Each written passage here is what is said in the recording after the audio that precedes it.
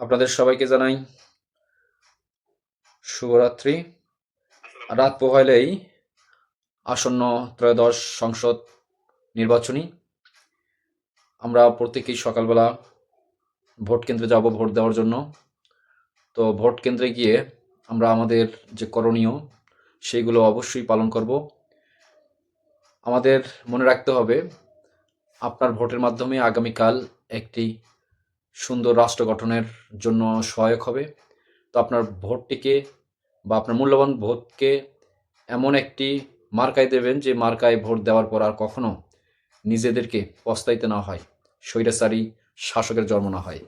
আমরা অবশ্যই ভোটটা দেখে শুনে ভালো মানুষকে দেব, যে ব্যক্তি দেশ এবং জাতির উন্নতি করবে তাদেরকেই দেব ইনশাল্লাহ।